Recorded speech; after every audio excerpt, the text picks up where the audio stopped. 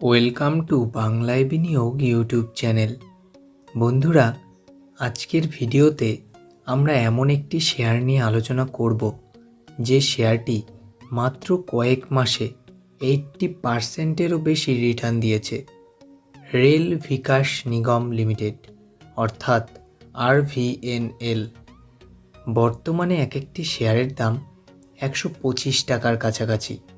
তো বন্ধুরা, আগামী দিনে এই শেয়ারটির টার্গেট কেমন হতে পারে এবং লং টার্মের জন্য শেয়ারটি কেমন, আজকের ভিডিওতে আলোচনা করব। ভিডিওটি শুরু করার আগে ছোট্ট একটি রিকোয়েস্ট, আমাদের চ্যানেল থেকে শেয়ার বাজারের নিয়মিত আপডেট খবর পেতে এবং শেয়ার বাজার সম্পর্কে আরও জানতে অবশ্যই আমাদের চ্যানেলটিকে সাবস্ক্রাইব করুন। তো চলুন বন্ধুরা, শুরু করা যাক ভিডিওটি।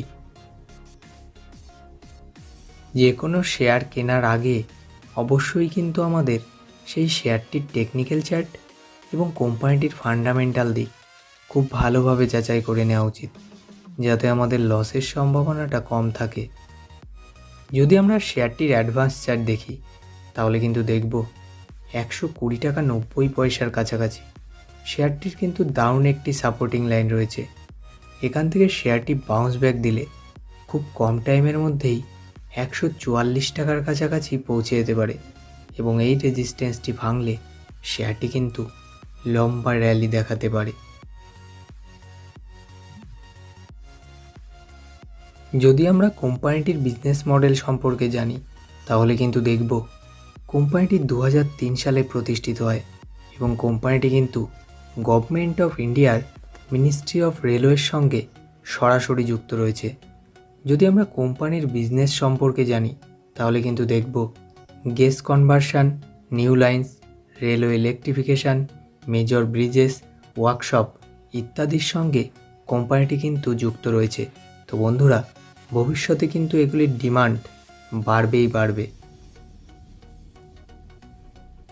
কোম্পানির মার্কেট ক্যাপিটাল 26,313 কোটি টাকা, যেখানে এক একটি শেয়ারের বর্তমান দাম 126 টাকার কাছাকাছি। 52 উইক্সে এক একটি শেয়ারের সর্বোচ্চ দাম 147 টাকা, যেখানে সর্বনিম্ন দাম 30 টাকা 60 পয়সা। স্টক পি রয়েছে 18.5, যেখানে শেয়ারটির বুক ভ্যালু 35 টাকা 10 পয়সা। কোম্পানিটি কিন্তু 1.40% ডিভিডেন্ড দিচ্ছে। তো বন্ধুরা, কোম্পানিটি কিন্তু প্রফিটেই রয়েছে। আরওসি 17.8%, যেখানে আরওই 20.7%। শেয়ারটির ফেস ভ্যালু 10 টাকা, অর্থাৎ বন্ধুরা, এই শেয়ারটি কিন্তু খুব তাড়াতাড়ি স্প্লিট হয়ে 10টি ভাগে ভাগ হতে পারে।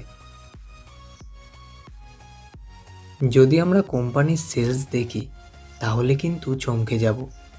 সেপ্টেম্বর 2020 অনুযায়ী কোম্পানির সেলস 3,183 কোটি টাকা, যেখানে সেপ্টেম্বর 2021-এ 4,026 কোটি টাকা এবং সেপ্টেম্বর 2022-এ 4,909 কোটি টাকা, যেখানে মার্চ 2023-এ 5,720 কোটি টাকা। তো বন্ধুরা, কোনো কোম্পানির যখন সেলস বাড়ে, তখন কিন্তু প্রফিটও বাড়ে, আর প্রফিট বাড়লে আপনার শেয়ারের দাম কিন্তু বাড়বে। সেপ্টেম্বর 2020 অনুযায়ী কোম্পানির নেট প্রফিট 188 কোটি টাকা, যেখানে মার্চ 2023-এ 359 কোটি টাকা। তো বন্ধুরা, প্রত্যেক কোয়ার্টারে কোম্পানি কিন্তু ব্যাপক প্রফিট করছে। আরেকটি গুরুত্বপূর্ণ বিষয় ইপিএস অর্থাৎ আর্নিং পার শেয়ার। সেপ্টেম্বর 2020 অনুযায়ী ইপিএস 0.90, যেখানে মার্চ 2023-এ 1.72। তো বন্ধুরা, এটি কিন্তু কোম্পানিটির জন্য বেশ পজিটিভ সাইন। মার্চ 2016 অনুযায়ী কোম্পানির রিজার্ভ 1,337 কোটি টাকা, যেখানে মার্চ 2018-এ 1,839 কোটি টাকা এবং মার্চ 2022-এ 4,312 কোটি টাকা, যেখানে মার্চ 2023-এ 5,240 কোটি টাকা এবং কোম্পানির বরোয়িং মাত্র 6,441 কোটি টাকা। তো বন্ধুরা, কোম্পানিটি কিন্তু ফান্ডামেন্টালি যথেষ্ট স্ট্রং। চলুন দেখা যাক কোম্পানিটির শেয়ার হোল্ডিং প্যাটার্ন।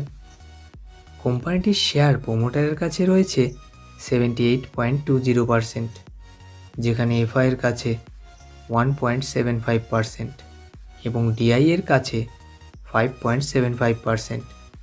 পাবলিকের কাছে কিন্তু এই শেয়ারটি আছে 14.30%। যদি আমরা এফআইয়ের স্টেক লক্ষ্য করি তাহলে কিন্তু দেখব প্রত্যেক কোয়ার্টারেই বেড়েই চলেছে, যেখানে ডিসেম্বর 2020 অনুযায়ী এফআইয়ের স্টেক ছিল 0.31% এবং মার্চ 2022-এ 0.84%, সেখানে জুন 2023-এ 1.75%। তো বন্ধুরা, কোনো কোম্পানিতে যখন এফআইয়ের স্টেক বাড়ে তখন কিন্তু বুঝতে হবে শেয়ারটির দামও বাড়বে। কিন্তু বন্ধুরা, শেয়ার বাজার মানেই ঝুঁকিপূর্ণ, তাই আমি বলবো আপনার পোর্টফোলিওতে যদি এই শেয়ারটি 10 থেকে 12,000 টাকাও বিনিয়োগ করে রাখেন তাহলে কিন্তু আগামী কয়েক বছরে আপনি বেশ ভালো রিটার্ন পেতে পারেন। ভিডিওটি ভালো লাগলে অবশ্যই লাইক এবং শেয়ার করুন এবং আমাদের চ্যানেলের সঙ্গে জুড়ে থাকতে, শেয়ার বাজার নিয়ে নিয়মিত আপডেট খবর পেতে এবং শেয়ার বাজার সম্পর্কে আরও জানতে অবশ্যই আমাদের চ্যানেলটিকে সাবস্ক্রাইব করুন।